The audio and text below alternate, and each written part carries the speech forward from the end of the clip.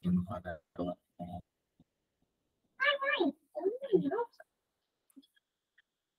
Alhamdulillah, bersyukur kita kehadrat Ilahi kerana dengan limpah dan kurnianya dapat kita bertemu lagi pada hari ini. Setelah sekian lama kita bercuti daripada kelas online, bermula daripada bulan puasa, kemudian kita bercadang untuk sambung semula selepas raya. Tapi ada beberapa urusan-urusan lain kita tangguhkan. Okey. Tolong tutup mikrofon saudara Muhammad Zaki Mat Isa. Okey. Tolong tutup mic. Okey. Saya tak boleh nak mic-kan Muhammad Zaki punya ni, nanti dia akan ganggu orang lain. Saudara Muhammad Zaki, tolong tutup mic. Okey, peserta-peserta lain kena tutup mic. Okey, nak buka webcam ataupun tak nak buka itu terpulang ke masing-masing, tak ada masalah. Okey, so Alhamdulillah setelah sekian lama kelas kita tertunda, tertangguh, pada hari ini 23 Mei dapat kita untuk bertemu lagi, berjumpa lagi untuk sesi kelas yang seterusnya, insyaAllah lah. Okay. So malam ini kita akan membincangkan dua topik, di mana sesi yang pertama akan dibentangkan oleh Ustaz Sinar, yang bertajuk apa yang dipelajari dalam ilmu ruqyah syariah. Okay. Ini akan dibentangkan oleh Ustaz Sinar. Kemudian kuliah kedua akan dibentangkan oleh saya, memahami jin asyik. Okay. Kedua-dua topik ni merupakan topik ulang kaji. Topik tentang ilmu apa yang kita belajar dalam ruqyah syariah pun pernah dibincangkan sebelum ni.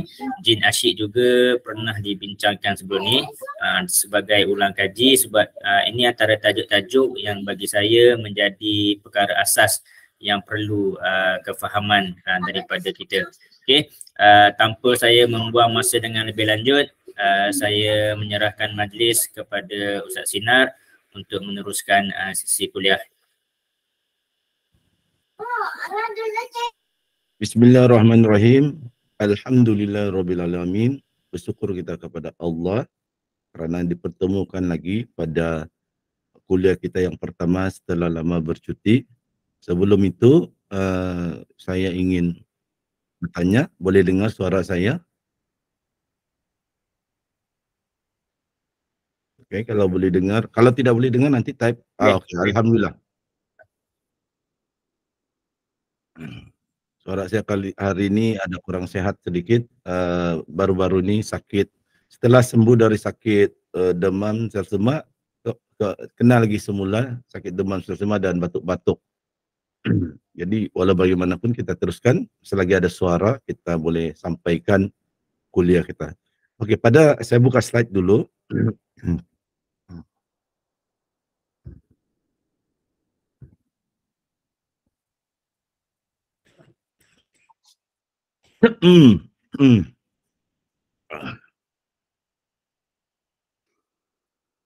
Saya teruskan pada topik kita pada malam ni.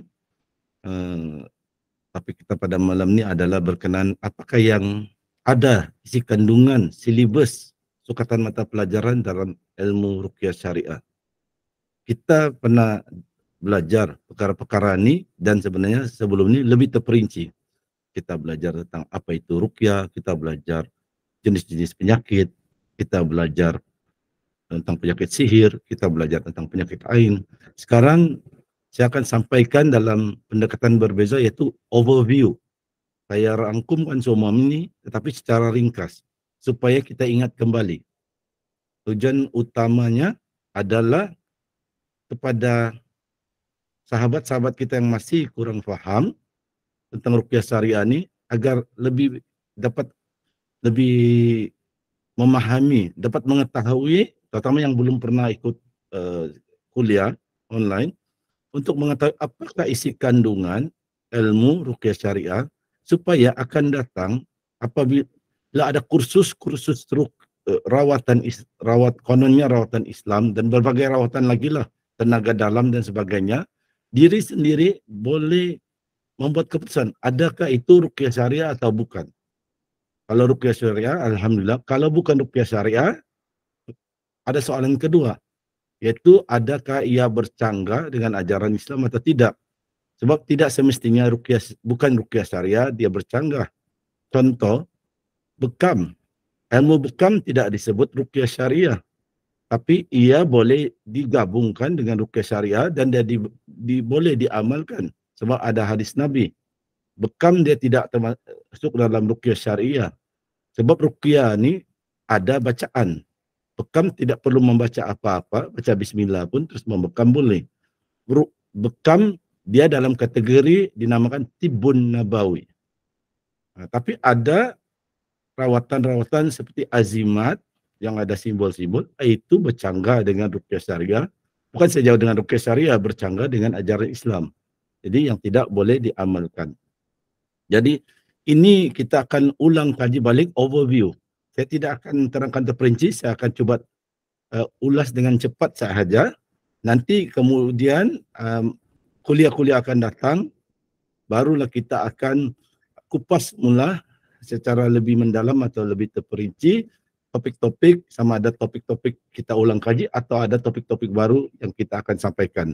Dan walaupun kita buat topik ulang kaji, setiap kali kita sampaikan kuliah, mengulang kaji ilmu yang pernah disampaikan dalam kuliah, mungkin ada perkara baru yang akan disampaikan. Jadi jangan elakkan skip atau tidak hadir kuliah walaupun tajuk yang pernah disampaikan. Sebab mungkin ada uraian yang lebih lanjut yang tidak disampaikan dahulu ataupun ada perkara baru yang dibincangkan dalam sesi soal jawab. Sekarang kita tengok slide. Ini baru dia punya intro, slide pembelajaran ilmu ruqyah syariah. Jadi tajuk kita yang sebenarnya, kita ada buat sedikit kreativiti. Saya ada belajar sedikit kreativiti, jadi nampaklah ada gerakan-pergerakan, nampaklah cantik seperti ala-ala movie. Jadi apa yang kita pelajari malam ni adalah apa yang dipelajari dalam ilmu ruqyah syariah. Supaya kita tahu apa yang kursus-kursus tu kita boleh buat nilai sendiri.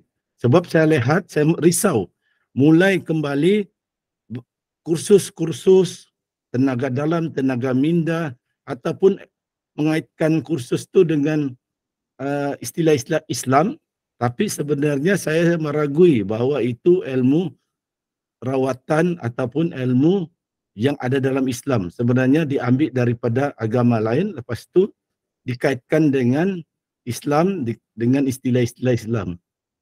Jadi itu yang kita risau. Untuk menilai, sendiri boleh nilailah apabila telah belajar dan bayar kursus tu beratus ringgit, tiba-tiba bila dapat tahu isi kandungan dia berbeza dengan ruqyah syariah, nanti boleh nilai sendirilah. Jadi sekarang kita teruskan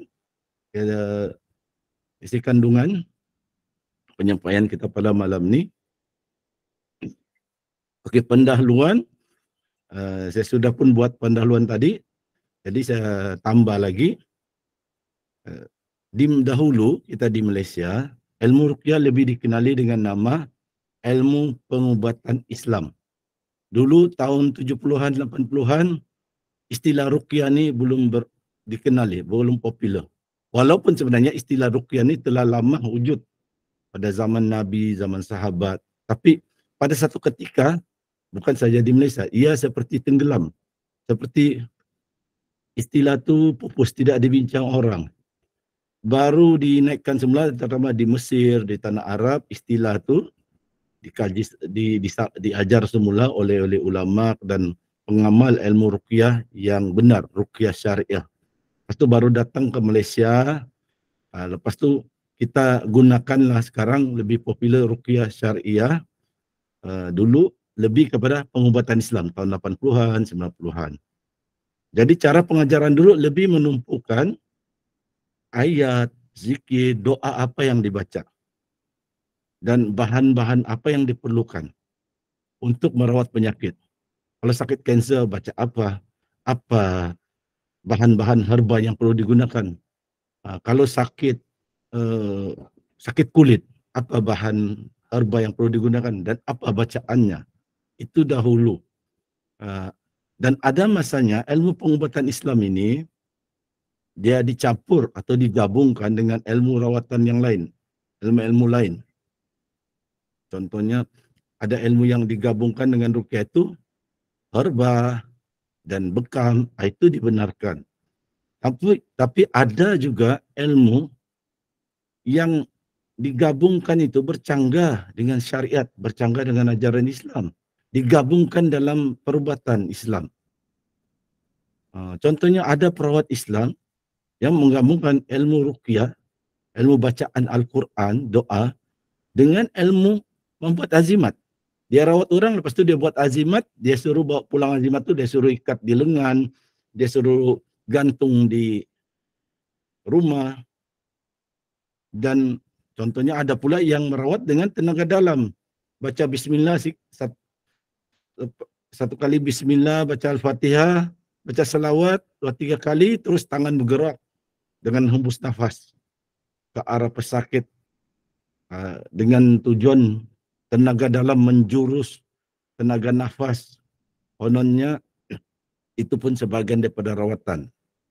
Jadi pesakit kami cuma boleh bagi nasihat, tetapi pesakit dan keluarga pesakit yang kena menilai. Sebab pesakit dan keluarga pesakit lah yang akan pergi jumpa perawat. Kami cuma bagi nasihat. Kalau orang jumpa kami, kami rawat. Tapi yang pesakit berada di negeri masing-masing, dia kena pandai menilai. Sebab kan ada orang buat aduan beribu-ribu ringgit habis, tapi rupanya jumpa dukun yang menyamar sebagai ustaz digelarlah uskun. Cuma kadang-kadang kita tertanya-tanyalah, bila jumpa peruqyah yang ikut syariat, kadang-kadang kita bukan minta beribu-ribu seperti dukun. Jarak jauh dari nak bagi 100-200 ringgit pun amat sukar. Malah ada tu dari Pahang ke Selangor diberi 10 ringgit saja. Jadi perawat kena ikhlas, pesakit juga kena ikhlas untuk mendapatkan rawatan. Jadi seterusnya, sebahagian ulama dan peruqyah berpengalaman mulai menyusun semula pengajaran ilmu ruqyah syariah dengan pendekatan mengajar merawat yang selaras syariat atau syariah. Itu sebabnya ada istilah ruqyah syariah. Kalau di tanah Arab, kalau disebut ruqyah sahaja, belum tentu ia selaras dengan ajaran agama. Sebab ruqyah ini adalah bacaan-bacaan untuk merawat, untuk membenteng diri. Jawab jampi mentera pun di Arab dipanggil ruqyah. Yang dibenarkan adalah ruqyah syariah, yaitu selaras syariat, selaras undang-undang Islam, selaras ajaran Islam. Cuma kalau kita di Malaysia kadang-kadang kita ringkaskan saja ruqyah, tapi apabila kita sebut ruqyah bermakna ruqyah syariah, ruqyah yang selaras dengan syariat. Jadi kita seterusnya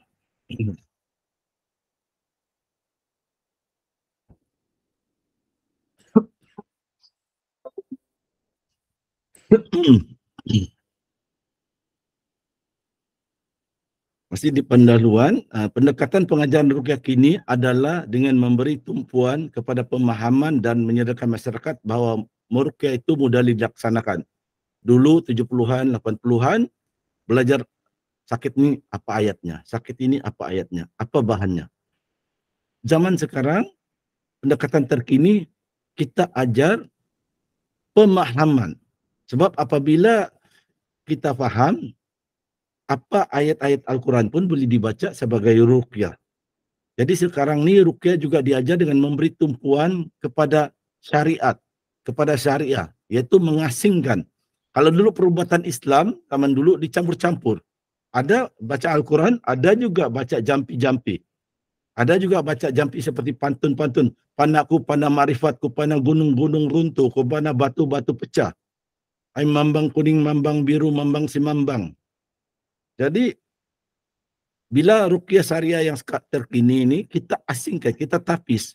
Kita inginkan yang syariat saja, berdasarkan syariat. selaras dengan syariat, dengan ajaran agama. Mana yang tidak selaras, kita tidak amalkan lagi. Macam silat lah. Silat dahulu dia campur ilmu-ilmu dia, ilmu kebal, ilmu sakti, macam-macam. Ada bacaan jampi mentera.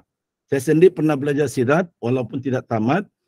Antara dia Gayung Fatani, dan saya respect Gayung Fatani ini. Guru utama dia pada yang saya ada satu tu yang guru utama tahun 80-an, dia rombak semula sedikit silibus Gayung Fatani.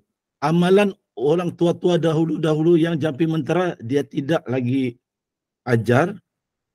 Dia ajar kalau pendinding diri guna bacaan ayat-ayat Quran. Contohnya sebelum berlatih silat, baca 3 kul. Hembus 3 tapak tangan dan sapu ke badan.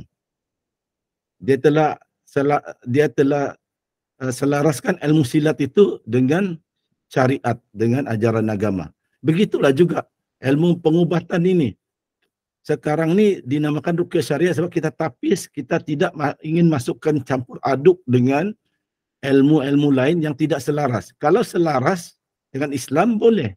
Bekam boleh, urut yang tidak menggunakan jin atau jampi mentera boleh, refleksologi boleh, herba-herba boleh digabungkan.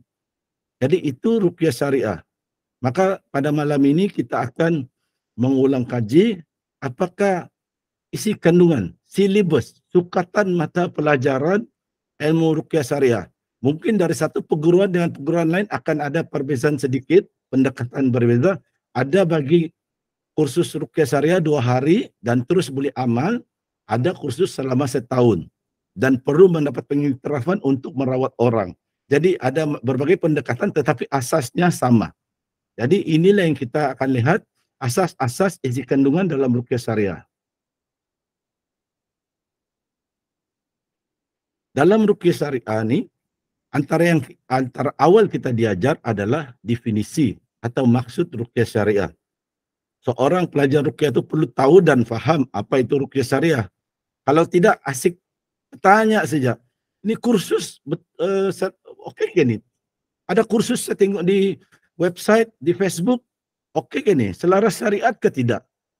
Sepatutnya dia kalau dah ikut kursus-kursus, kuliah, baca-baca buku, baca nota dalam grup, dia sepatutnya boleh menilai sendiri. Adakah yang kursus diajar tu ruqyah syariah atau tidak? Dengan definisi ruqyah syariah tu, makna dia kita pun patut membezakan. Dan apakah makna definisi tidak akan diberitahu ini sebab telah diajar sebelum ini. Malah tadi siang saya ada post di grup tentang definisi ruqyah syariah. Jadi saya tidak akan huraikan, saya akan lebih kepada memberitahu apa tajuk-tajuk yang ada di dalam silibus atau sukatan pelajaran ruqyah syariah. Seterusnya juga akan diajar asas dalam ruqyah syariah yang akan membezakan dia dengan rawatan lain. Jadi seorang pelajar apabila dia belajar ilmu ruqyah syariah, dia perlu tahu dan bukan sahaja tahu tetapi dia perlu faham asas yang menjadi rawatan itu ruqyah syariah. Asasnya ada 3. Kalau siapa lagi masih belum tahu apa asasnya, ulang kajilah balik. Bacalah buku. Bacalah nota-nota di grup. Kalau masih tidak tahu yang 3 asas. Malah ada peruqyah-peruqyah yang berpengalaman, ulama, menambah bukan 3 saja, menambah lebih daripada 3. Kepentingannya kita kena tahu asas dalam ruqyah syariah, yaitu juga untuk membezakan mana ruqyah syariah, mana bukan ruqyah syariah. Adakah reki itu ruqyah syariah? Kalau bukan, adakah ia selaras dengan agama? Boleh dipelajari atau tidak? Jadi kita perlu tahu hal-hal ini untuk kita buat penilaian. Supaya kita tidak sikit-sikit tanya orang lain. Sedikit ada lagi berapa kali pun masih tidak faham, bertanya orang lain. Sepatutnya dengan kita ikut kuliah, ulang kaji, kita akan faham. Tidak perlu tanya kursus itu selaras Islam kah tidak? Kursus tenaga dalam itu selaras Islam kah tidak? Ada orang dia belajar, walaupun berkali-kali orang tidak cakap tidak selaras sebab hati dia terpikat. dengan ilmu tu. Dia rasa dia mau ilmu yang boleh berjalan atas air, boleh berdiri di atas daun pisang.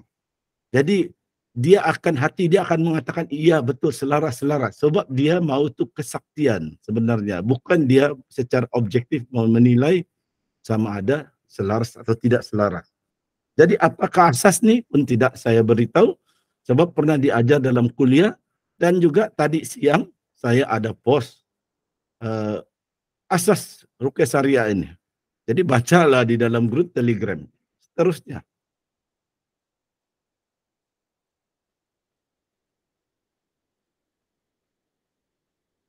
Dalam Ruqyah Syariah pun, ilmu Ruqyah Syariah ini akan diajar jenis-jenis penyakit. Ada penyakit, dikatakan penyakit medis, atau penyakit jasmani atau fizikal. Ini juga boleh dirawat oleh Ruqyah Syariah. Dokter pun beri rawat, hospital beri rawat, klinik beri rawat. Sakit kepala, sakit sel semak, batuk-batuk, sakit kanser, sakit otot kejang. Ini Ruqyah Syariah boleh rawat, hospital pun boleh rawat. Dan ada lagi satu penyakit dinamakan non-medis. Bahasa Indonesia disebut non-medis. Bahasa kita dipanggil penyakit rohani atau spiritual. Tapi jangan kita samakan istilah spiritual ni dalam ilmu tasawuf. Ini dalam ilmu Ruqyah Syariah, maksud penyakit rohani atau spiritual ni adalah seperti gangguan jin yang melibatkan sihir, penyakit ain. Ini yang dipanggil penyakit non-medis. Dan dalam penyakit medis tadi itu pun juga boleh dipecah lagi kepada penyakit jasmani dan penyakit mental. Seperti bipolar, schizophrenia dan macam-macam. Stres, anxiety, begitu. Semua penyakit ini boleh dirawat dengan Ruqyah Syariah. Perubatan moden dia boleh merawat penyakit medis. Tapi non-medis, memang tanyalah dokter, bolehkah dia merawat kalau orang diganggu jin?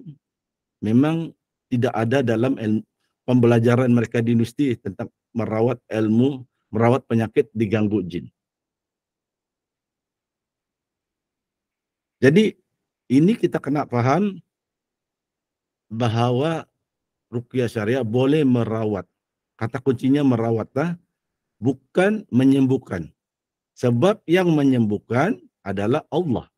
Kuasa penyembuhan pada Allah dan bukan pada peruqyah.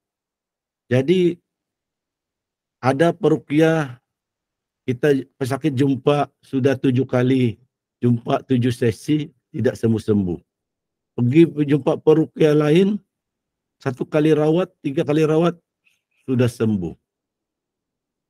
Ayat yang dibaca sama juga, Al-Fatihah, ayat kursi. Sebab bukan perawat itu yang menyembuhkan, Allah. Allah yang menyembuhkan.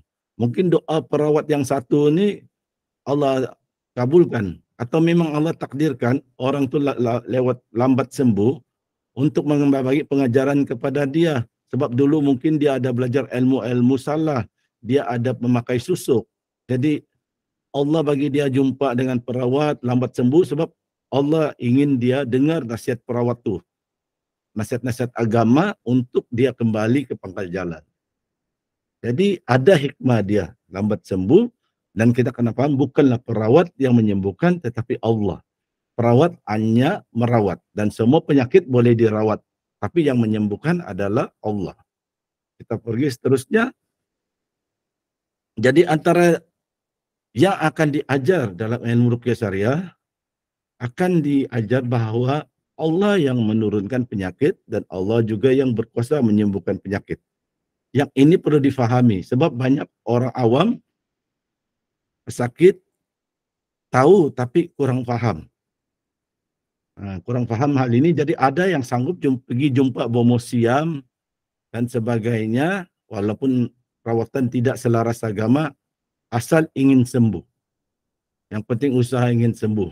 Jadi ini akan diajar dalam pelajaran Ruqyah Syariah tentang Allah yang menurunkan penyakit dan Allah juga yang menyembuhkan.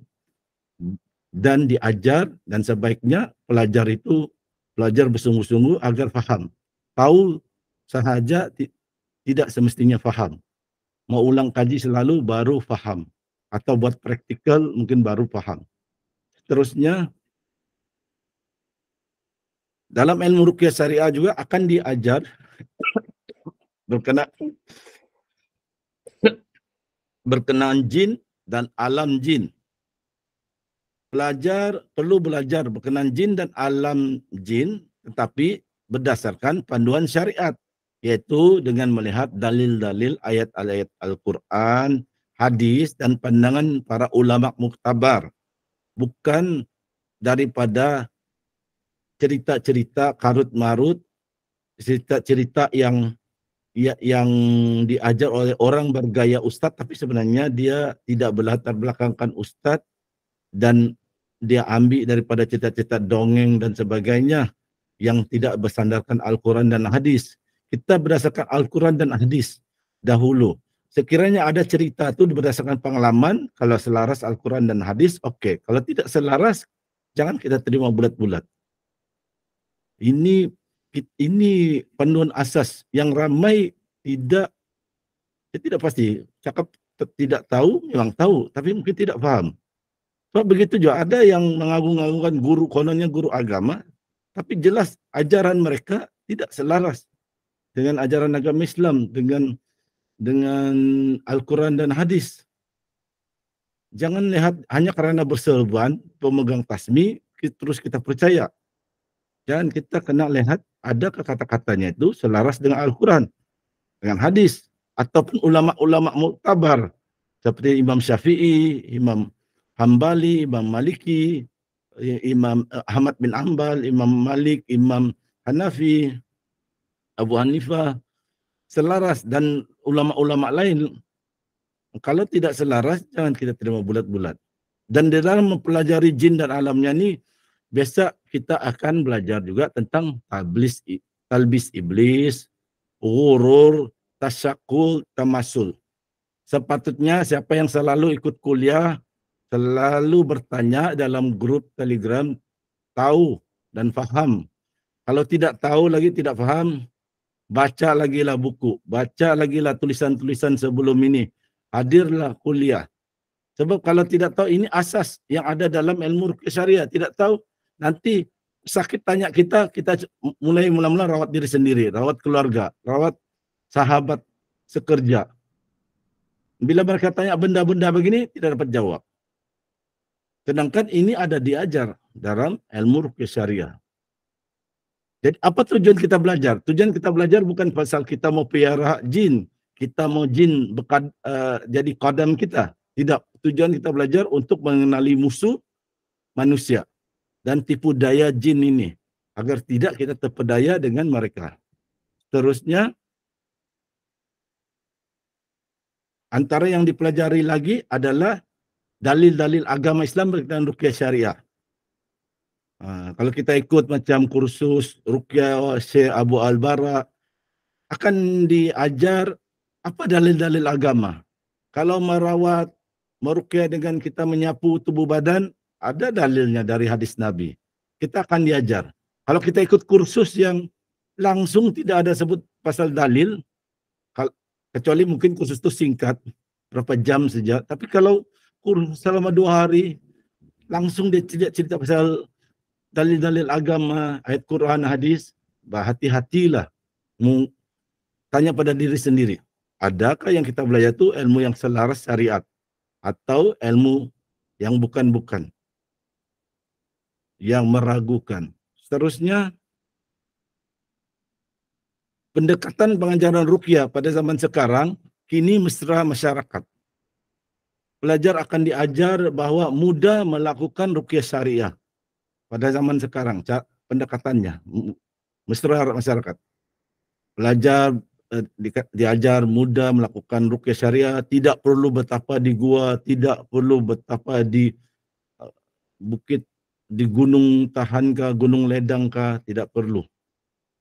Akan diajar dengan baca Al-Fatihah saja pun sudah boleh meruqyah atau merawat diri sendiri dan keluarga. Malah ada hadis Nabi, sahabat meruqyah ataupun merawat ketua kampung yang disengat kalajengking dengan bacaan Al-Fatihah sahaja. Jadi ini ada perbezaan pendekatan yang zaman sekarang dengan yang dahulu-dahulu tahun 70-an, 80-an.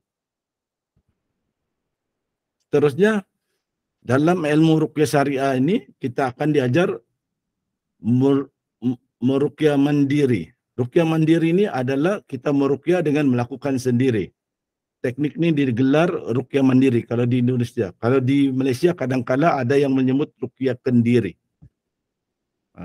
Apa dia ruqyah mandiri, macam mana buat, tidak akan diajar sekarang. Dulu pernah diajar, siapa yang miss kelas, tertinggal, nanti kita akan buat kuliah ulang kaji.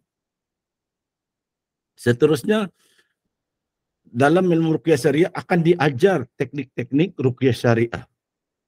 Ada bacaan Al-Quran dengan sahaja, sebab lelaki merawat wanita, ada bacaan ayat Quran digabungkan dengan sentuhan, sapuan, picitan dan sebagainya.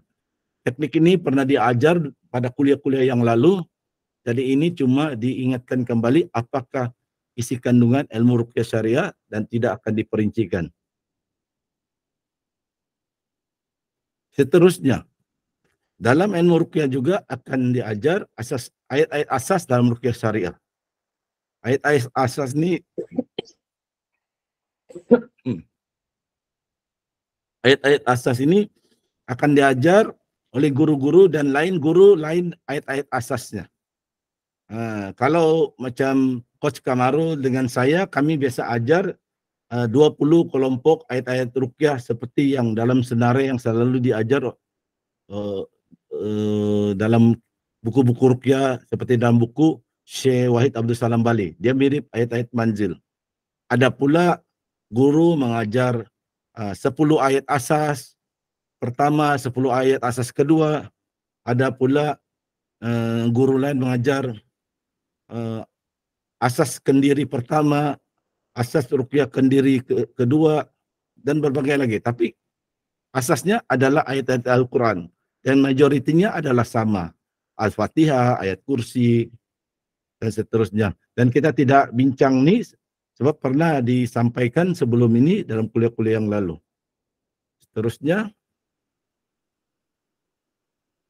dalam ilmu ruqyah syariah juga pelajar akan diajar meruqyah penyakit gangguan jin dan juga akan diajar simptom-simptom sakit akibat gangguan jin. Banyak simptomnya dan selalu simptom-simptom ini kena post di grup Telegram berulang kali. Tapi masih banyak juga berulang kali tanya, saya kena sakit gangguan jin ke tidak? Sudah diajar simptom-simptom itulah diposting selalu berulang kali. Dan juga seterusnya pelajar juga akan diajar rawatan penyakit sihir. Dan penyakit sihir ini pun topik yang luas dan kalau ada kuliah pun dia memang satu kuliah untuk penyakit sihir nih.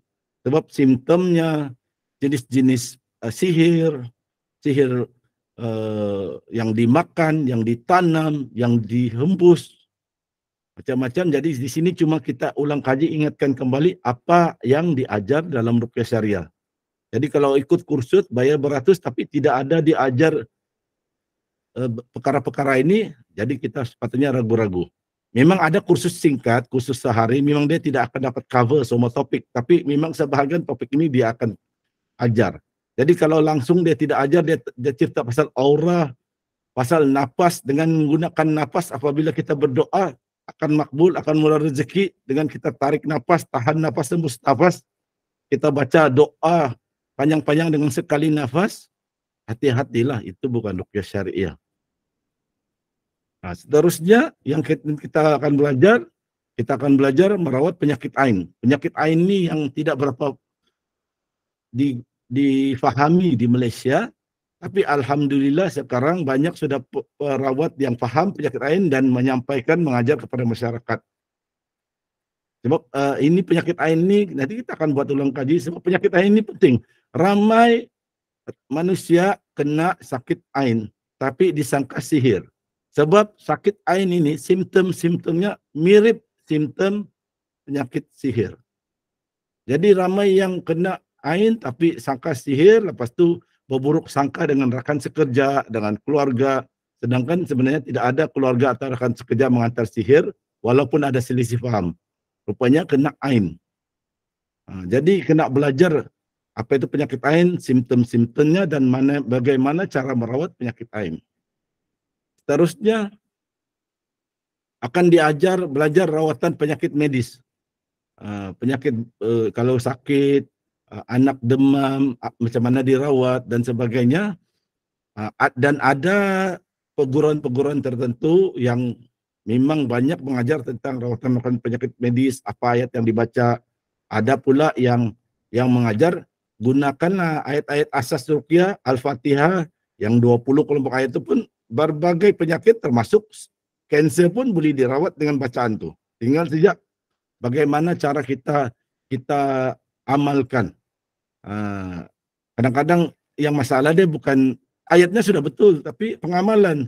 Macam contoh, kebanyakan sakit gangguan jin, dengan bacaan ayat kursi pun boleh kita rawat diri kita sendiri. Tapi berapa ramai yang baca selama 2 jam.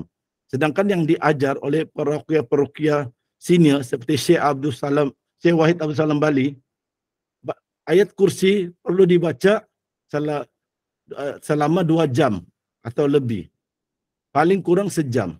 Berapa ramai kita baca ayat kursi setiap hari selama sejam? Paling kurang. Jarang kan? Jadi itulah mungkin antara punca dia. Ayatnya sudah betul, ayat kursi. Tapi kita tidak amalkan. Sedangkan peruqyah seperti saya atau Coach Kamaru, kami berikan ayat-ayat yang lebih mudah, ayat yang pendek-pendek, bacaan tidak perlulah panjang-panjang baca, 2-3 kali ulang boleh. Pun ramai yang tidak konsisten, tidak istiqamah amalkan. Itu mungkin di sana masalah dia. Kena lihat baliklah apakah punca-punca sebenarnya lambat sembuh. Seterusnya akan diajar juga adab-adab ruqyah. Adab ruqyah kepada pesakit. Tidak boleh sentuh pesakit lelaki, tidak boleh sentuh pesakit perempuan, terutama tanpa alas, tanpa sarung tangan, terutama di bagian sensitif seperti di dada, walaupun dengan sarung tangan tidak boleh sentuh, kecuali peruqyah itu adalah suami, pesakit itu adalah istrinya.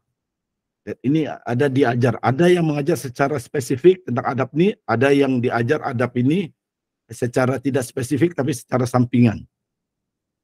Seterusnya akan diajar juga ilmu tahap maju, advanced level. Ini yang saya kena terangkan. Ada sebagian pelajar bila disebut advanced level, tahap maju ataupun high level, tahap tinggi, ada yang pelajar keliru. Maksud apa maksudnya ini advanced level, ruqyah yang advanced level. Ada yang sangka bila kita katakan ini ilmu ni, ini advanced level, syllabus ni, kita akan sangka macam bahawa akan diajar satu ilmu lagi yang baru, tahap dia lebih tinggi, yang rahsia, yang sebelum ini yang kita belajar asas tidak ada diajar ilmu tu, dan dia lebih efektif, lebih berkesan. Di sana sila paham sebenarnya kalau kita sebut ini tahap advanced level, ini tahap tinggi, sebenarnya dia sama juga ilmu asas yang telah dipelajari. Ilmu ruqyah yang asas-asas tentang jin, tentang simptom penyakit. Tapi dikatakanlah advance sebab diperincikan lagi, diajar lebih mendalam, dikupas lebih luas, penerangannya lebih luas. Itu yang menjadikan dia advance. Ada istilah-istilah yang akan dibincangkan, tidak dibincangkan sebelum ini yang waktu mula-mula belajar. Tapi benda yang sama. Macam contoh, kalau orang yang baru belajar diajar tentang jin, tipu daya jin, yang ringan-ringan sejak yang mudah dia fahamlah apa itu jin saka apa. Nanti bila sudah dia faham tu asal, baru disebut talbis iblis. Baru istilah diperkenalkan istilah tasyakul, tamasul. Benda tu benda basic juga. Cuma diajar berperingkat. Sebab kalau peringkat awal Kadang-kadang peringkat awal kita mau cerita pasal jin, orang dia langsung tidak ada basic. Kita cerita tasakul tamasul, nanti dia bingung. Terlalu banyak istilah-istilah yang sebenarnya senang mau dipahami. Cuma istilah itu jarang didengar, nanti dia bingung. Jadi itulah advance level. High level sama juga, dia yang basic itu juga. Tetapi kupasan dia lebih mendalam, uraian dia lebih panjang lebar. Jadi janganlah sangka, ada orang salah sangka kalau high level ni ada ayat yang lebih canggih, lebih tinggi lagi taraf dia, lebih efektif lagi. Ayat dia tetap sama, Al-Fatihah, ayat kursi, pemahaman dia tu, uraian dia tu yang membezakan dia yang tahap advance, lepas tu tahap yang lebih tinggi. Bukan ada lagi ilmu rahsia yang tidak diajar sebelumnya waktu yang di peringkat asas. Okey, seterusnya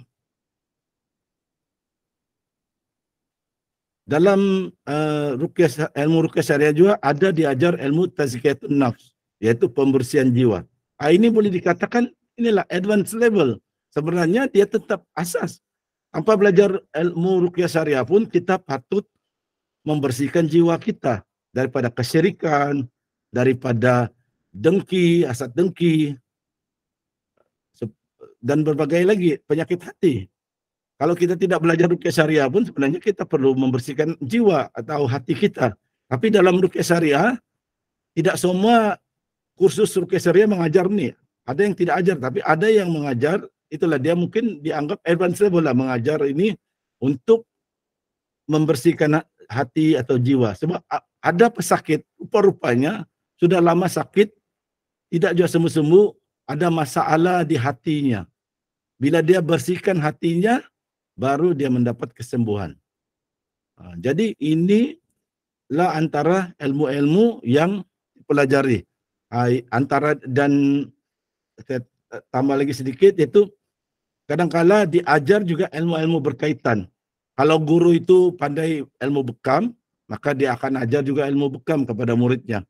Kalau guru itu dia pun tahu ilmu-ilmu herba, dia akan ajar ilmu herba kepada muridnya. Dan kalau guru tu pandai mengurut.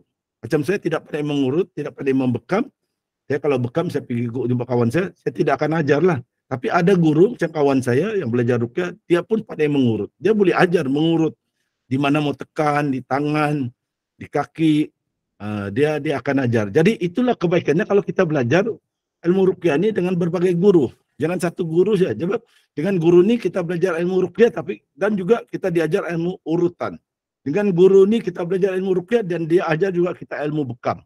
Jadi banyak ilmu kita dapat lagi berluas, lagi mendalam pemahaman kita. Jadi itu penting.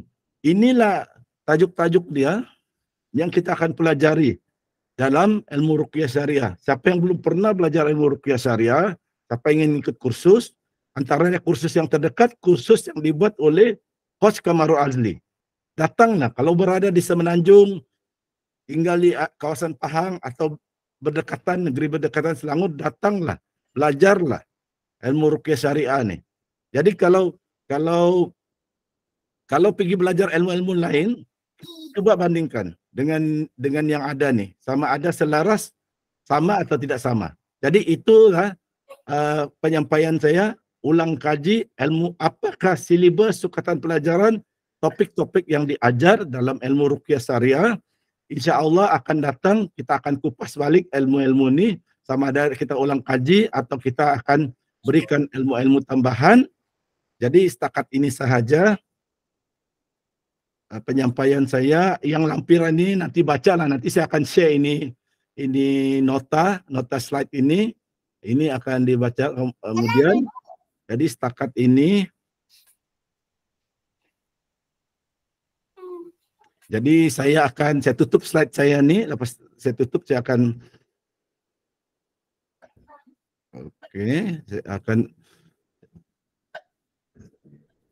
dengan itu saya sudah tutup slide. Maka itu saya penyampaian saya tentang tajuk saya malam ini. Maka dengan ini saya serahkan pula untuk seterusnya, topik seterusnya kepada sahabat saya, Coach Kamarul Azli. Silakan Coach. Okey, alhamdulillah terima kasih kepada Ustaz Sinar kerana telah memberikan sesi kuliah bahagian pertama tadi tentang asas-asas ruqyah syariah dan sebagainya. Okey, sekarang ni memang kalau kita tengok di zaman sekarang ni lah, okay, terutama di media sosial, TikTok, terlalu ramai perawat yang mengoferkan rawatan jarak jauh, rawatan secara scan, rawatan secara aura, frekuensi, rawatan secara melakar wajah dan sebagainya, cek khadam, cek aura, cek leluhur, cek saka, macam-macam ada. Okay. Ramai orang tag saya bertanyakan adakah kaedah-kaedah tersebut mengikut syariat ataupun tidak. Okay. Dan salah satu metod saya juga, saya tidak akan komen di media sosial sebab ianya hanya akan menimbulkan perbalahan sahaja. Kalau berselisih pendapat di media sosial, pengakhiran dia akan saling membenci, block each other dan sebagainya. Dan juga cara saya juga pula biasanya saya lebih suka menyampaikan. Mereka menyampaikan apa yang tidak benar, apa yang tidak sepatutnya. So kita yang mana yang ada pendedahan, yang ada sedikit kefahaman, yang ada sedikit ilmu, maka kita perlu dedahkan, perlu sebarkan apa yang mengikut syariat, apa kaedah-kaedah yang mengikut syariat. So bagi saya juga perkara ni, saya kalau tanya saya sangat menggalak-galakkan, mengalu-alukan mana-mana perawat, mana-mana peserta khusus, mana-mana peserta daurah tampil untuk memberi penerangan secara live, TikTok, Facebook live, TikTok live dan sebagainya. Okay, bukan apa, sebab mereka bersaing dengan kita, lalu kita tenggelam akibat dengan ada orang punya kaedah-kaedah dia orang lah. Sedangkan kaedah ruqyah ni semakin tenggelam sebab masyarakat pula makin nampak tidak handal dan sebagainya. Okay, so kita perlu tonjolkan, kita perlu sebarkan, kita perlu kembang luaskan. Okay, so bagi saya tak susah. Mungkin kalau nak bercakap secara live tentang ruqyah itu mungkin agak sukar bagi tuan-tuan dan puan-puan. Tapi bagi saya yang paling mudah kita share sahaja. Okay, so di dalam grup Telegram saya, Ustaz Sinar, sering posting pelbagai nota yang berkait dengan ruqyah syariah, ciri-ciri perawat yang benar, ciri-ciri Tok Bomoh. So tugas kita hanya copy paste sahaja di Facebook, di mana-mana, di WhatsApp group. So bagi saya benda tu mudah saja.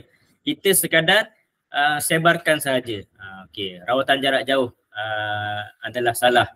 So kat mana salah kita dah kemukakan dalil ataupun fatwa daripada Majlis Negeri Sembilan. So kita punya tugas copy paste sahaja nota-nota tersebut, forward sahaja ke grup-grup lain. So kalau ada orang baca, semoga ada manfaat. Dan saya juga antara perawat yang nak kata aktif sangat tu taklah, tapi sering buat nota ataupun memberi penerangan secara di dalam TikTok. So tuan-tuan senang saja, download saja video saya semula dan copy paste post semula di wall tuan-tuan. Kalau orang bertanya ke apa-apa ke yang hentam tuan, saya cuma copy paste saja. Kalau rasa nak bertanya, silalah rujuk balik kepada tuan punya video tu. Macam tu je, tak susah pun cara kita nak sebar-sebarkan. Jangan takut. Jangan orang kata, tu nak tunjuk pandai lah tu. Tak ada masalah. Bagi kita buat benda yang sesuatu yang baik.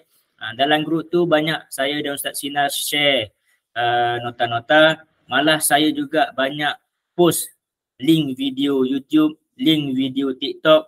Kadang-kadang saya paste video tu sendiri. So download saja video tu dan post sahaja ke wall masing-masing. Post di wall Facebook, post di reel Facebook, post di Instagram, post di TikTok dan sebagainya. So bagi kita nak menyebarkan ilmu.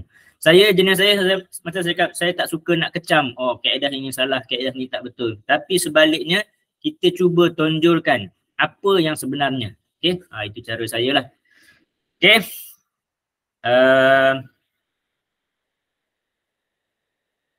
Ya, kita akan masuk kepada tajuk kita, tajuk pembatangan saya pada hari ini. Okey, tajuk saya pada hari ini adalah mengenai jin asyik. Okey, mengenai rawatan jin asyik. Apakah yang dimaksudkan dengan jin asyik? Pernah tak selalu kita dengar gangguan jin asyik? Beberapa hari lepas juga banyak kes, dalam seminggu dua ni saya banyak kes yang berkaitan dengan jin asyik. So jin asyik ini adalah jin yang jatuh cinta dengan manusia. Okay? Bila jin ini sudah jatuh cinta, jin ini akan sentiasa bersama dengan orang tu. Lebih-lebih lagi pada waktu dia sedang tidur. Okay, di waktu petang ataupun malam. Jin asyik ni biasanya dia akan tinggal di dalam tubuh orang yang dia cintai tu. Okay. Jin asyik ni dia boleh berlaku kepada dua-dua orang. Sama ada pesakit lelaki ataupun perempuan ataupun yang dah berkahwin ataupun masih bujang. So dia boleh berlaku kepada dua-dua tu. Boleh. Okay. So antara faktor-faktor yang menyebabkan berlakunya gangguan jin asyik, jin tu sendiri tertarik atau jatuh cinta kepada manusia. Kadang-kadang jin-jin liar, jin-jin yang daripada hutan ke, daripada laut ke, daripada mana-mana tu, dia tengok kita, dia rasa tertarik, jatuh cinta pandang pertama. Maka dia ikut manusia tadilah, sakit tadi. Jin asyik juga boleh berlaku daripada pandangan ain dan hasad dengki sesama manusia, menyebabkan jin tadi mengambil kesempatan dengan menetap dalam tubuh badan manusia. Bila dia masuk, kemudian lama-lama jin tadi menjadi suka kepada orang yang dia masuk tu. Ada juga jin asyik berpunca daripada sihir. Di mana di peringkat awal dia, si tukang sihir menghantar jin tu untuk berbuat sihir. Tapi lama kelamaan jin sihir tadi dah mula sayang, dah mula jatuh cinta. Walaupun sihir tu dah ditarik balik ataupun dikeluarkan, dia masih tak nak keluar lagi sebab dia dah semakin sayang kepada pesakit tadi. Ada juga jin asyik ni berpunca daripada jin saka, daripada jin keturunan. Biasanya jin-jin keturunan ni dia merasakan kita ni sebagai waris dia, cucu cicit dia. So dia sayang kita, dia nak jaga kita. Juga kadang-kadang berpunca daripada jin saka. So gangguan jin asyik ni juga biasanya mudah terkena bila pesakit tu sering mandi tanpa surat penang.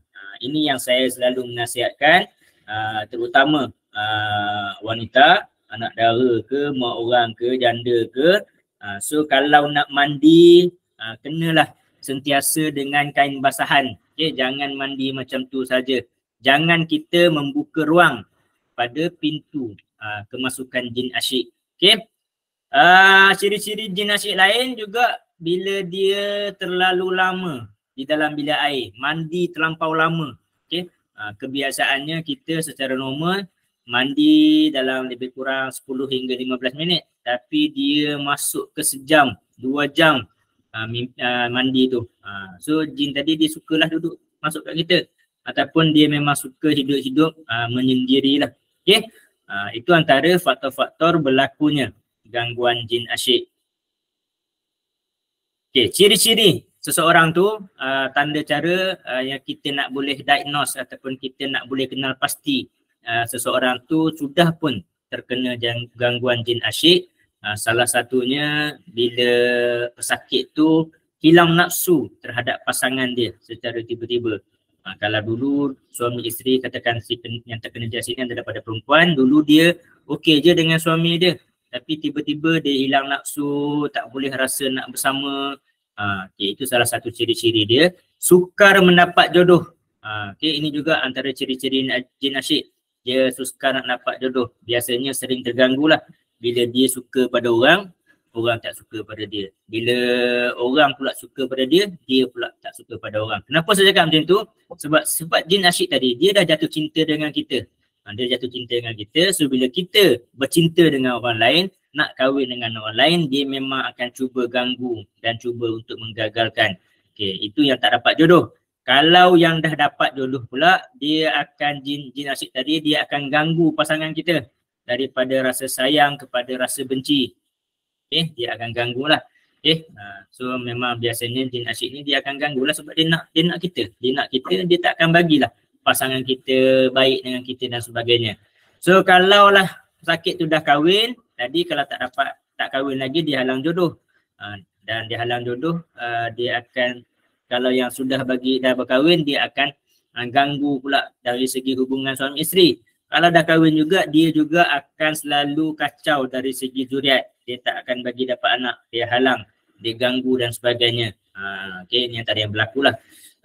Selain daripada itu juga, tanda-tanda terkena gangguan jin asyik selalu ada kesan lebam-lebam secara tiba-tiba. Lebam-lebam ataupun kadang-kadang saya boleh juga panggil sebagai love bite. Tiba-tiba ada love bite, ada lebam. Dan kawasan lebam ni juga antara biasanya berada di kawasan-kawasan yang sangat-sangat sensitif. Di celah-celah peha, di tempat-tempat yang orang kata sensitif dalam hubungan kelamin ni. Okay? Dan ciri-ciri lain gangguan jin asyik, sering kena tindih semasa tidur. Selalu kena tindih, emosi dia tak stabil. Bila dia selalu kena tindih, dia tidak mempunyai tidur yang cukup. Maka bila dia tidur tak cukup, badan dia akan jadi penat. So emosi dia tak stabil, dia tak bermaya. Okay. Gangguan jin asyik juga, antara salah satu trend dia, dia bermimpi dengan seseorang, bermimpi membuat hubungan bersama lah. Kalau dia pesakit lelaki, dia bermimpi bersama dengan perempuan yang dia tak kenal. Kalau pesakit tu perempuan, dia bermimpi dengan lelaki yang dia tak kenal. Okay. Terasa sesuatu yang bergerak di perut, di rahim. Kalau perempuan ni dia akan rasa benda bergerak-gerak di bahagian ari-ari, di bahagian kemaluan dia, okay, di bahagian pinggang. Kadang-kadang jin asyik ni juga dia akan membuatkan dia rasa rindu kepada seseorang. Sedangkan dia pun tak kenal siapa orang tu, tapi dia rasa macam rindu sahaja. Okay. Okay, itu antara ciri-ciri tanda-tanda terkena gangguan jin asyik. Okay. So apa yang kita perlu buat? Kita perlu buat rawatan ruqyah. So biasanya kita akan nampak reaksi-reaksi. Okay, reaksi-reaksi bila kita buat rawatan ruqyah. So biasanya bila saya buat rawatan ruqyah kepada pesakit-pesakit yang ada simptom jin asyik, biasanya pesakit tu dia akan mula merasakan sedih, dia akan rasa sebab, dia akan rasa pilu. Yalah, orang tengah bercinta, jin tengah bercinta dengan pesakit, datang buat rawatan ruqyah untuk saya pisahkan, untuk saya putuskan, maka dia akan timbul rasa sedih, rasa sebab, rasa pilu. Kadang-kadang ada pesakit dia terasa bisikan, janganlah pergi berubat, aku duduk dalam sini diam-diam je, aku jaga je engkau, aku akan teman kau. Kau janganlah pergi berubat. Kadang-kadang dia terasa, ada pesakit-pesakit yang terasa bisikan tu. Semasa kita buat rawatan ruqyah juga, biasanya pesakit kita nampak tadi kan dia rasa sedih pilu, dan biasanya bila kita dah mulakan bacaan ruqyah, kita nampak air mata dia meleleh saja. Sedih. Orang tengah menangis bila kita nak pisahkan. Kalau yang lebih agresif lagi, kalau pesakit tu mula berdialog, bercakap, kebiasaannya dialog-dialog yang biasa pesakit jin asyik ni akan keluarkan. Dia akan cakap lah, aku sayang dia, aku cinta dia, jangan kau ganggu hubungan kami, aku tak suka dia kawan dengan lelaki tu, aku tak suka dia berbaik-baik bersama dengan suami dia. Kadang-kadang ada yang mengaku aku nak kahwin dengan dia, dan ada juga beberapa kes pesakit jin asyik saya, dia mengaku dia dah pun berkahwin dengan si pesakit tu di alam jin dia lah. So Allahu'alam. So perkahwinan tu memang tidak sah pun sebab berkahwin dengan jin. Okay. So dia mengaku dia punya dan sebagainya. Ini antara reaksi-reaksi dia lah. Okay. So bagaimana cara rawatan untuk gangguan jin asyik? Gangguan rawatan untuk gangguan jin asyik. Yang paling pertama sekali, yang paling utama sekali rawatan gangguan jin asyik adalah dengan membuat rawatan ruqyah. Okey, rawatan ruqyah ni bermaksud membacakan kesemua ayat-ayat ruqyah. Okey, kalau yang buku handbook saya ni, saya akan bacakan kesemua susunan ayat-ayat ruqyah saya ni. Saya ada zikir-zikir pembuka, saya ada masuk kepada ayat-ayat ruqyah, saya ada masuk kepada zikir-zikir penutup. So dalam buku handbook saya ni, saya dah susun dengan cantik, dengan padat. Boleh beli dan ikut sahaja bacaan saya itu daripada awal sampai habis. Tak lama pun kalau tuan-tuan baca. Kalau tuan-tuan baca ikut tertib dia dengan bacaan yang sederhana laju, insya-Allah dalam masa 20 minit akan habis. Akan habis. So yang ni kalau siapa yang berminat boleh order di TikTok shop saya. Saya akan post nanti di dalam grup Telegram, boleh order. Siapa-siapa yang berminat boleh PM saya lah, boleh PM saya untuk ambil buku ni. Buku ni harga RM18 saja. Okey.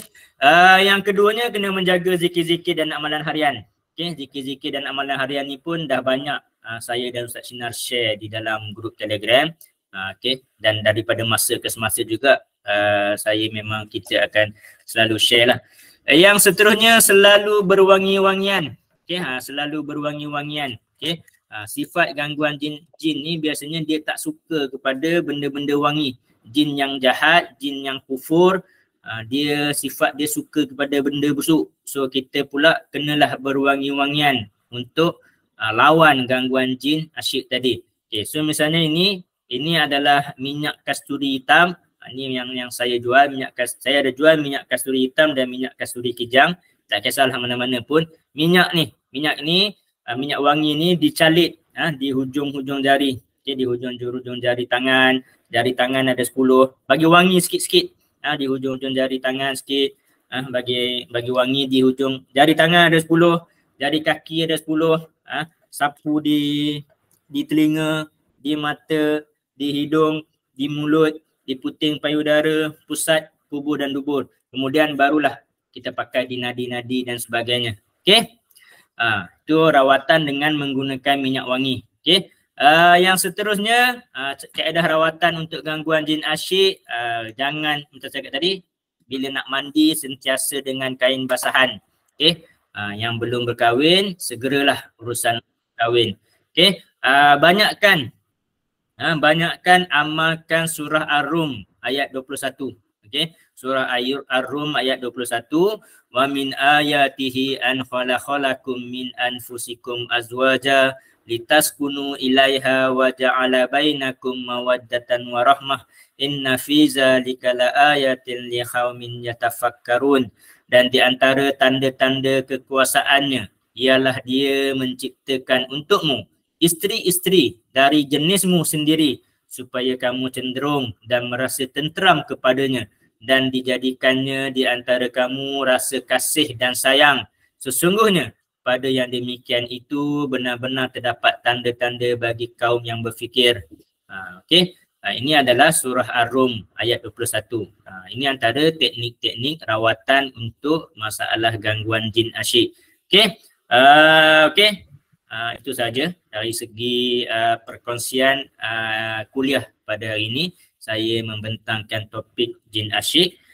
So minggu depan insya-Allah saya akan pilih tajuk lain pula yang mungkin juga agak terkait dengan jin asyik. Mungkin saya akan ambil tajuk jin saka, saya rasa nak ulang lagi sekali, ataupun ain ke. Okay, insya-Allah.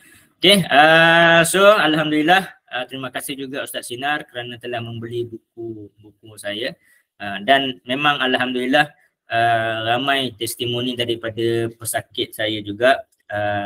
Dia kata kadang-kadang sebagai pesakit memang para perawat dia bagi banyak zikir-zikir.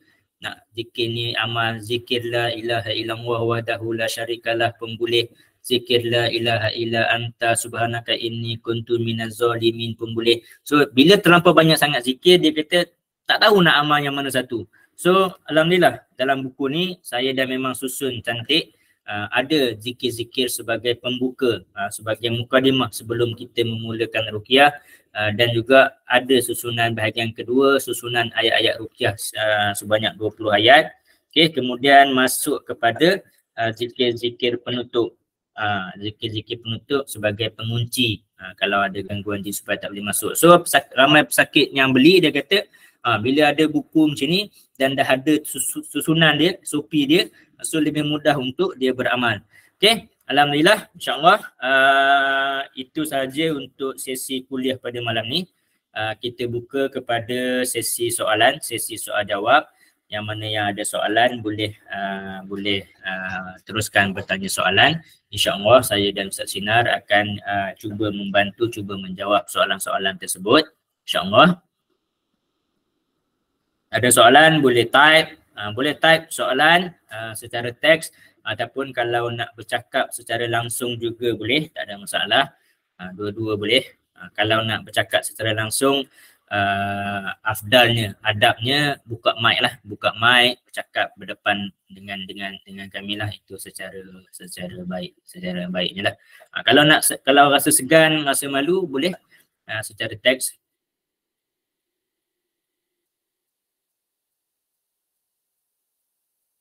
Assalamualaikum Coach, mohon Coach ceritakan sedikit sejarah asal usul kaedah An-Nusrah air tapak putih. Adakah ada dalil-dalilnya?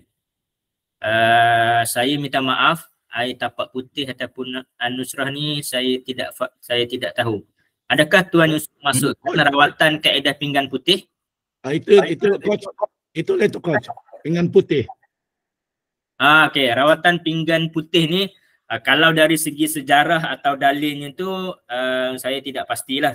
Okey, tapi saya sendiri pun cuba search dan hukumnya adalah harus. Okey, memang ada majlis fatwa mengeluarkan fatwa berubat dengan menggunakan tinta adalah harus. So kaedah dia memang saya ada ajar dan saya belajar. Siapa yang betul-betul ambil silibus penuh dengan saya, kursus selama 6 bulan, 1 bulan 1 kursus, dan salah satu dia ada 2 modul yang terbaik kat situ, modul yang lain daripada yang lain. Satu, modul kelima adalah modul bekam. Okay, so saya sendiri akan mengajarkan bekam, kaedah-kaedah bekam dan sebagainya, sebab saya memang juga juru bekam. So macam Ustaz Sinar kata, kalau perawat tu dia memang tukang urut, perawat tu dia boleh buat bekam, memang dia tak akan lari daripada nak menggabungkan kaedah ruqyah tu dengan bekam dan urutan. Okey, bekam saya akan ajar. Dan satu lagi kaedah yang memang setakat ni saya dah tak jumpa orang buat khusus. Tak tahulah kalau ada jumpa, kalau dulu-dulu zaman Ustaz Sarhan aktif dulu saya ada jumpa orang buat khusus rawatan pinggan putih. Tapi kalau sekarang ni saya tak jumpa lagi dah.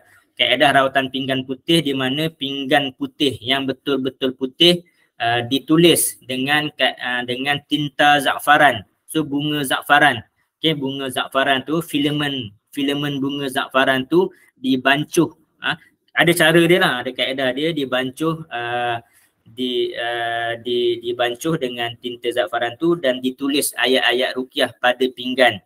So ditulis ayat ruqyah pada pinggan, dibacakan semula, kemudian dilarutkan baca ayat-ayat tadi tu, dipadam tulisan yang pada pinggan tadi tu, kemudian dicampur ke dalam satu bekas air yang lebih besar untuk diminum oleh pesakit. So terpulang atas penyakit lah yang tu. So kalau penyakit yang melibatkan sihir, maka dia akan menulis ayat-ayat pembatas sihir di pinggan tersebut. Kalau sakit masalah zuriat, masalah suami isteri dan sebagainya tu, ada ayat-ayat lain yang mungkin lebih sesuai untuk ditulis di pinggan tersebut. So ianya adalah harus dibolehkan. Tapi itu pendapat guru saya. Okay, terima kasih Tuan Azwan, Ustaz Sarhan juga ada mengajar kaedah tersebut. Tapi semakin tak ramai, semakin tak ramai guru-guru yang mengajar kaedah ni, dan saya terus terang juga ada juga sesengah perawat mengatakan tidak boleh. Itu terpulang atas mereka, pandangan mereka. Yang bagi saya kalau tak boleh, kalau dia tulis di pinggan, kemudian dia pergi simpan pinggan tu kat almari, kat dinding.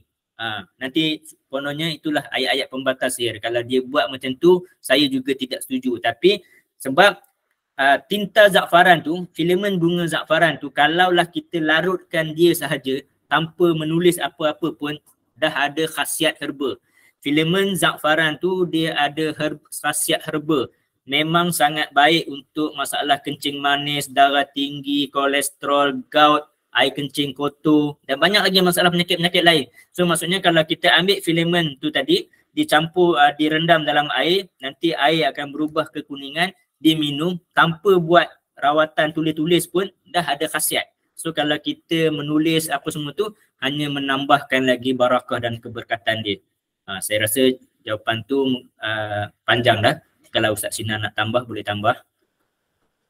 Terima kasih Coach. Saya ada ingin menambah tentang rawatan kita tulis ayat Quran di pinggan putih. Dia biasa dipanggil rawatan pinggan putih dulu. Kadang-kala ada juga yang menyebut dia rawatan an-nusrah. Ada juga yang seperti ditulis oleh Saudara Yusuf, air tapak putih. Cuma an-nusrah ni kena hati-hati guna istilah ni. Istilah ni pun ada beberapa maksud. Jadi ada maksud an-nusrah ni yang kalau satu maksud yang boleh juga dimaksudkan dengan jampi. Jadi bila orang dengar istilah tu ada orang kata tak boleh. Sebab makna nusrah ni ada dua makna. Satu ruqyah, satu ruqyah syariah, satu jampi. Jadi saya akan mengelakkan menggunakan perkataan nusrah. Tapi yang kita akan gunakan istilah pinggan putih. Pinggan putih ni majoriti, kalau tidak semua, tapi majoriti ulama mengatakan dia harus. Fatwa di Malaysia mengatakan dia harus. Syekh Wahid Abdul Salam Bali dalam buku Ruqyah dia berwarna putih, dia sendiri ada ajar secara ringkas sejak dia tidak ajar terperinci bahawa antara rawatan boleh ditulis ayat Quran di pinggan putih dan diminum airnya. Malah ada buku-buku lain seperti buku kalau saya tidak silap Ustaz Salahuddin Sunan Al-Sasaki yang banyak tulisannya itu dia ambil bersumber daripada Dr. Said Ahmad Abdul daripada Mesir, peruqyah sini pun ada mengajar menulis di pinggan putih dilarutkan diminum. Dan kalau saya tidak silap ulama-ulama di Arab Saudi yang biasanya mereka agak strict pun, kalau tidak semua pun majoriti dia membenarkan.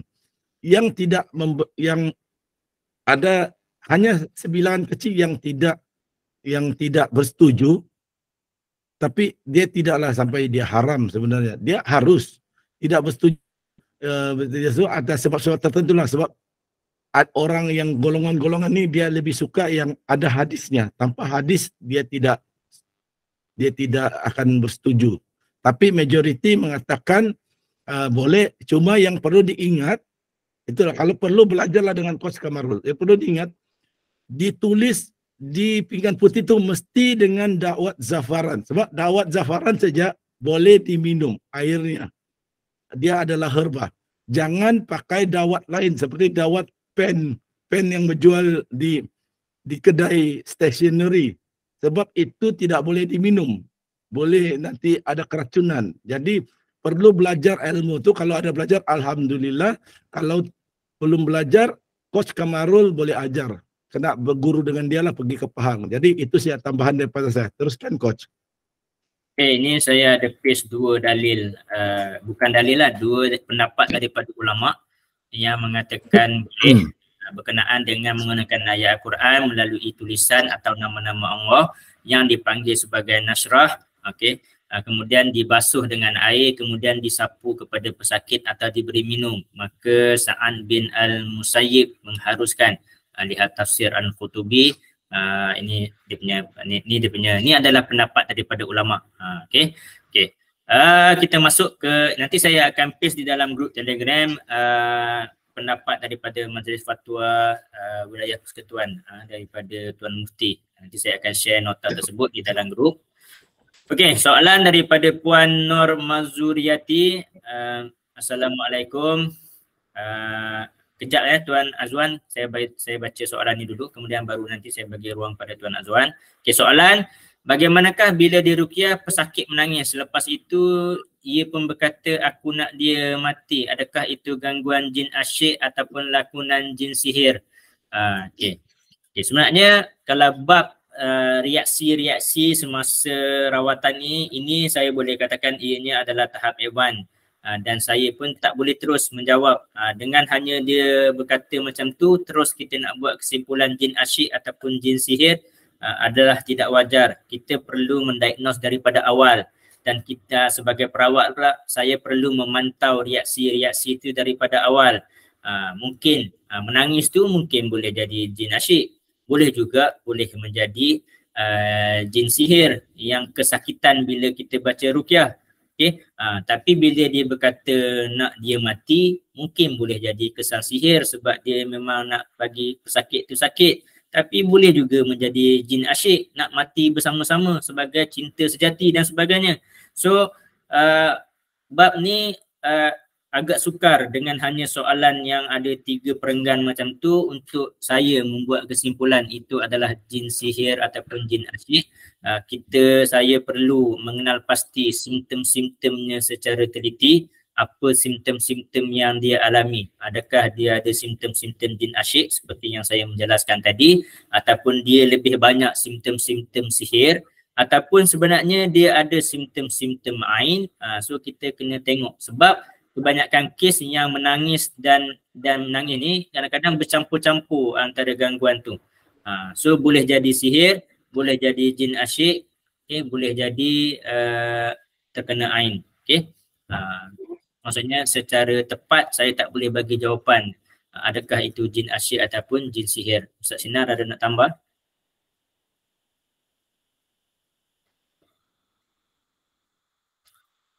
Ustaz Sinar ada nak tambah? Terima kasih Coach. Saya termute. Saya ingin menambah sedikit daripada apa yang Coach cakap tadi. Pertama, apa yang Coach jawapan daripada Coach itulah juga jawaban saya. Tambahan daripada saya adalah pengalaman saya. Dari segi pengalaman saya, melihat simptom-simptom, terutama orang yang kerasukan apabila dibacakan ruqyah, saya biasanya sekurang-kurangnya dalam anggaran 3 sesi saya merawat pesakit itu, macam saya merawat hari ini, minggu depan, bulan depan. 3 sesi rawatan, saya nampak reaksi-reaksi pesakit itu, kerasukan ke dan sebagainya. Dan juga saya waktu pesakit sedar saya akan bertanya-tanya. Hanya apabila 3 sesi baru saya biasanya dapat buat kesimpulan. Kalau sekali rawat pun saya biasanya tidak akan dapat buat kesimpulan. Mungkin ada kesimpulan tetapi belum tepat. Hanya 3 sesi rawatan kalau pengalaman saya. 3 sesi rawatan baru digabungkan dari sesi pertama, sesi kedua, sesi ketiga. Saya gabungkan apa info yang saya dapat, apa reaksi yang saya lihat daripada pesakit itu, barulah saya boleh buat kesimpulan. Jadi kalau sekadar soalan yang ringkas begini, ataupun saya sendiri rawat berdepan, kalau satu sesi memang sukar untuk kita buat kesimpulan. Dan tambahan, berhati-hatilah dengan perawat yang nampak terlalu pakar. Sekali dia rawat ya, terus dia boleh buat andaian ini jin sihir, ada 2 orang mengantar sihir, ada 3 jin yang mengganggu. Berhati-hatilah dengan perawat yang terlalu pakar itu. Sebab perawat jenis begitu biasanya bukan terlalu pakar, tetapi terlalu banyak tipu dayanya. Jadi itu tambahan dari saya, berhati-hatilah. Ini kalau jumpa yang orang cepat boleh buat kesimpulan. Jadi tambahan daripada saya, semoga boleh direnungkan apa yang saya tambahkan tadi lah maklumat. Jadi saya serahkan semula kepada Coach. Okey, tadi Tuan Azwan ada raise hand, ada nak bertanya direct ataupun macam mana? Okay. Assalamualaikum warahmatullahi wabarakatuh. Allahumma salli ala sayyidina Muhammad. Maaf bertanya. Soalan saya berkaitan tentang jin asyik. Jin asyik ini mampu memutuskan hubungan dengan seseorang. Maaf saya ulang soalan. Jin asyik ini mampu menghalang seseorang itu daripada bernikah. Mampu memutuskan seseorang yang bertunang itu, memutuskan pertunangan itu. Begitu juga dengan orang yang sudah bernikah. Seandainya salah seorang daripada suami dan istri terkena jin asyik, maka hubungan perkawinan itu juga boleh terpisah. persoalan saya, adakah sihir pemisah itu menggunakan jin asyik? Terima kasih, itu soalan saya. Sihir pemisah, kan kita cakap tadi, sihir pemisah dia memisahkan. Okay. Jin asyik dia sendiri yang jatuh cinta, dia sendiri yang sayang kepada pesakit tu.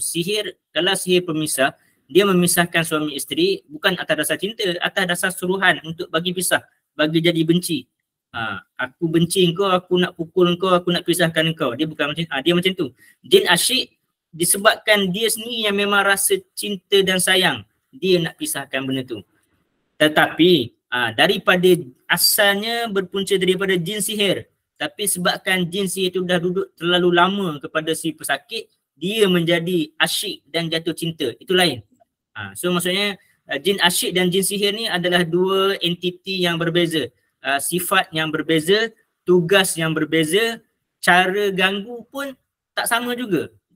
Kalau jin sihir dia memang tujuan dia untuk memisahkan. Okay? Tapi kalau jin asyik, dia sendiri yang sayang. Dia akan ada love bite, dia akan mimpi bersetubuh, dia akan kena tindih sebab dia sendiri yang memang sayang kepada si pesakit. Dia memang tak samalah. Berbeza-beza tugas dia, berbeza-beza cara gangguan dia. Cuma dari segi matlamat nampak hampir sama untuk memisahkan suami isteri. Itu jawapan saya lah. Mungkin Ustaz Sinar ada nak tambah. Terima kasih Coach. Saya ada ingin menambah. Apa yang Coach bagi jawapan tadi pun saya setuju. Dan saya akan buat lagi tambahan. Begini, untuk pemahaman orang yang bertanya dan para pendengar lain. Ada 3 jenis jin ni, dia macam berkaitan. Tetapi ada perbezaannya, yaitu jin sihir pemisah, jin ilmu pengasih, jin asyik. Jin sihir pemisah, seorang tukang sihir ataupun upah sihir, tukang sihirnya antar jin untuk memisahkan macam suami isteri contohnya. Jin ni ilmu pengasih pula, kalau di Sabah dipanggil pugai. Tukang sihir mengantar jin untuk menyebabkan mangsa jatuh cinta kepada orang tertentu. Orang biasanya orang yang mengupah tukang sihir tu. Jin asyik pula, dia jatuh cinta kepada pesakit dan dia boleh tidak melibatkan sihir. Orang mengantar sihir. Pesakit itu mandi bogel, minta maaf, mangin bogel lah, katakan di bilik mandi. Ada jin di situ, ternampak jin itu jatuh cinta. Tidak ada kaitan sihir di antar sihir. Walau bagaimanapun, seperti yang Coach beritahu tadi, ada masanya jin, asalnya jin dihantar jin sihir. Contohnya jin untuk tujuan memisah suami isteri. Jin itu telah lama, berbulan-bulan mendampingi pesakit, mangsa. Lama-lama jin itu pula boleh jatuh cinta. Malah jin pengasih pun begitu juga. Dia selalu mendampingi mangsa, lama-lama dia jatuh cinta. Kadang-kadang dia tidak lagi, ada masanya dia masih menjalankan tugasnya, ada masanya contohnya katakanlah tukang sihir itu meninggal dunia, tuan dia sudah meninggal dunia, tapi dia masih mengikut mangsa sebab dia telah jatuh cinta. Bertukarlah dia daripada asalnya jin sihir, dia jadi jin asyik. Satu yang lagi, tambahan lagi yang perlu kita ingat, kadang-kala pernah pengalaman saya, jin itu adalah asalnya jin asyik, tidak melibatkan sihir ataupun jin saka keturunan. Tapi dia menabur fitnah. Apabila pesakit dia ruqyah, kerasukan, jin asyik itu dia tabur fitnah, dia katakan kononnya dia adalah jin yang dihantar oleh tukang sihir, diupah oleh bekas kekasih si perempuan yang sakit ni. Sebab kononnya perempuan ini akan berkahwin dengan lelaki lain, jadi dia hantar. Tapi perawat yang berpengalaman, sebagai contoh saya kan, setelah merawat beberapa kali pesakit, sebab kadang-kadang ni pintar-pintar, pandai-pandai jin ni ada masanya terkeluar juga bodoh dia. Kadang-kadang dia terlepas cakap juga. Jadi daripada interaksi saya dengan jin dan juga melihat reaksi pesakit dan sebagainya, daripada buat pemerhatian beberapa kali meruqyah, didapatilah rupanya dia mengaku konon dia diantar sihir, itu adalah bohong semata-mata. Rupanya dia adalah jin saka ataupun jin asyik. Jadi kadang-kadang kita keliru begitu. Sebenarnya jin asalnya lain fungsi dia, lainlah gelaran dia. Tapi kadang-kadang daripada sihir dia boleh menjadi jin asyik seperti yang Coach Kamarul katakan tadi. Itu saja tambahan dari saya serahkan semula kepada Coach. Silakan Coach. Okey, dakwah zafaran yang macam mana tu Ustaz? Ada contoh ke? Dia tak ada dakwah zafaran. Kita yang kena bancuh menjadi dakwah. Dia asalnya dia adalah macam ni. Ni adalah filament. Okey, ni adalah filament. Sekejap.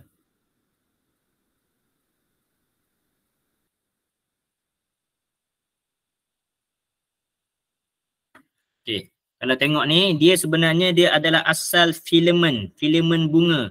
Nampak tak dalam botol ni? Ini adalah filament bunga za'faran. Tinta za'faran ke ataupun saffron ke. Saffron atau za'faran dia benda yang sama saja. Dia adalah dalam bentuk filament bunga. Sangat mahal. Okey. Ni botol ni besar ni je. Botol ni besar ni pun dalam dekat RM30 ni. Berapa gram je ni?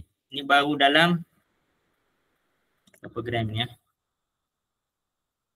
10 gram je kot. Berapa gram je. Okey. Tapi ni banyak ni boleh dapat ni.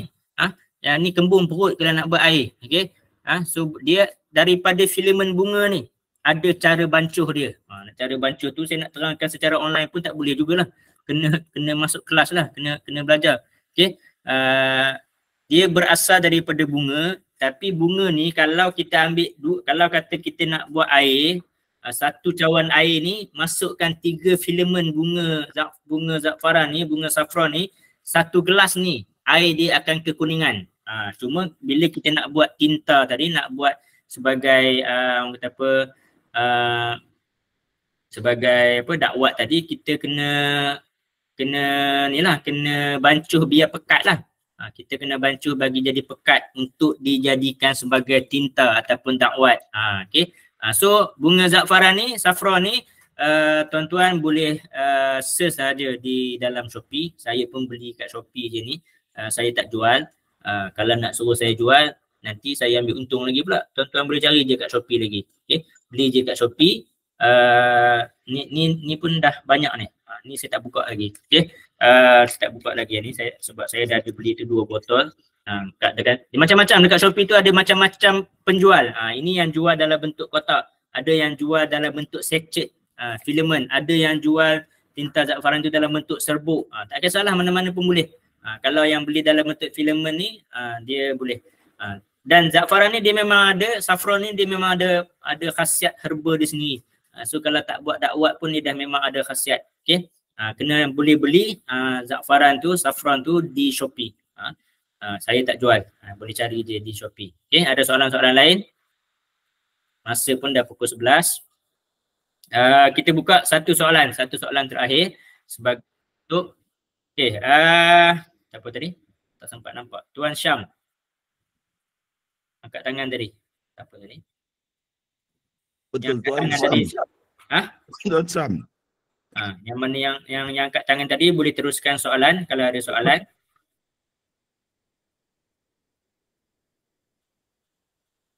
Boleh teruskan soalan kalau yang nak bertanya tadi, ataupun boleh type pun boleh.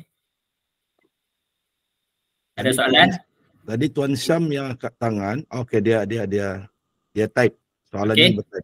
Bagaimana beza santau dan sihir? Okey. Santau tu pun sihir juga. Okey, santau tu sihir juga. Cuma sihir ni dia kalau mengikut Syekh Wahid Abdul Salam Bali, dia ada banyak pecahan-pecahan dia. Sihir pendarahan, sihir marid sakit, sihir taqtiluz zawah, sihir menghalang pernikahan, sihir penceraian, sihir jerut zakar. Kalau tak salah saya ada 8 atau 10 pecahan jenis-jenis sihir. Santau ni merupakan salah satu daripada sihir, ataupun sihir marid, sihir yang bagi sakit. Cuma santau ni sihir yang biasanya melibatkan racun-racun atau bisa-bisa yang dikenakan kepada pesakit. Dia hantar melalui bisa-bisa, racun-racun, itu yang dipanggil santau. Okay? So secara detailnya pula saya kena buka kelas online yang lain santau. Dan kalau ikutkan pun saya sudah pun buat kelas tajuk santau ni. Boleh cari di YouTube saya. Saya memang rakam dan upload semua sesi kelas online ni di YouTube channel saya. boleh cari di YouTube saya untuk dapatkan video full tentang santau ni. Okey. Tapi beza dia memang bezalah. Santau ni bukan beza, dia memang adalah sihir juga santau ni. Cuma santau sihir yang berbentuk racun yang membuatkan kita jadi sakit, jadi kembung perut, jadi berbisa dan sebagainya. Manakala sihir itu adalah umum. Satu umum yang banyak lagi pecahan-pecahan sihir dia. Okey, Ustaz Sinar ada nak tambah? Terima kasih Coach. Ya, saya ingin menambah.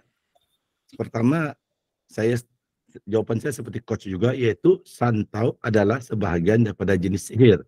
Cuma kita kena ingat, santau ini kategori yang dibuat di Malaysia, istilah Malaysia. Kalau di Indonesia pula, mereka tidak ada istilah santau, mereka istilahnya santet.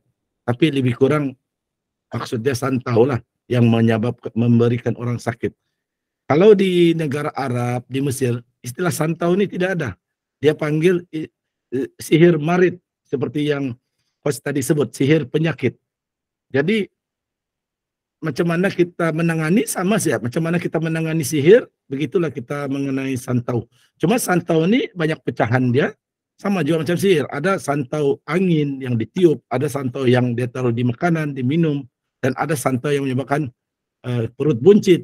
Kalau di daerah lain dia bertukar nama, macam di Sabah, kalau yang menyebabkan perut buncit, kita tidak sebut santau, kita sebut lontong. Di Malaysia sebut busung.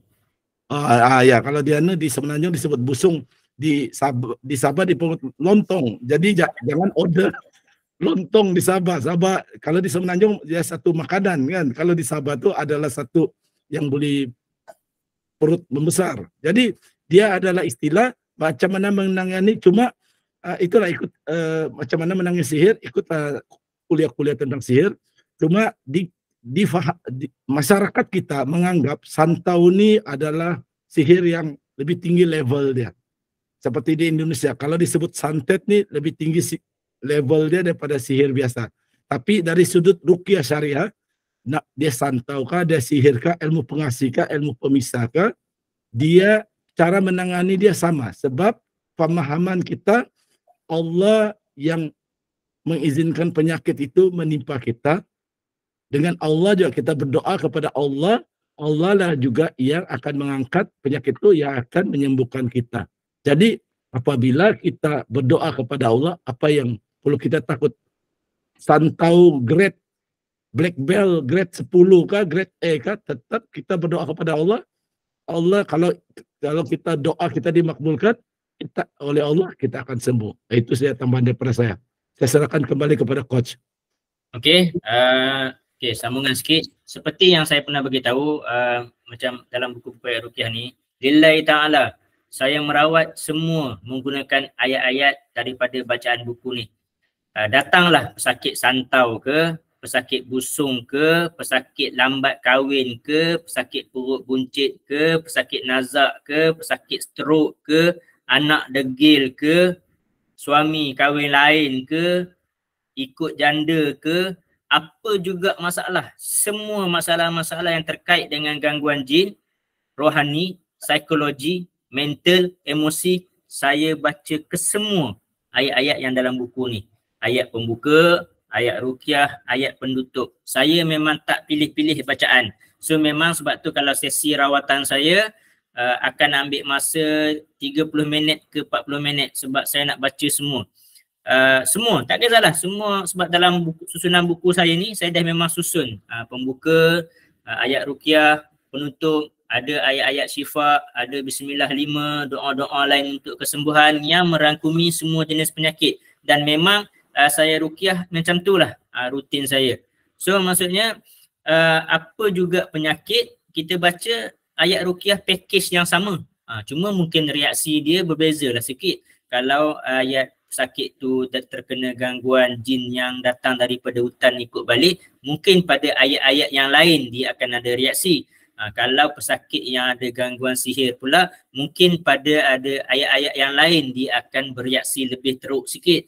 Kalau jin-jin saka pula, dia akan ada reaksi pada ayat-ayat yang lain. Dan juga yang bezanya hanyalah kepada perawat tu, bagaimana dia nak mengendalikan pesakit tu. Ada setengah kes bila kita ruqyah, package ayat yang sama tapi pesakit tu kerasukan di tempat yang berbeza-beza.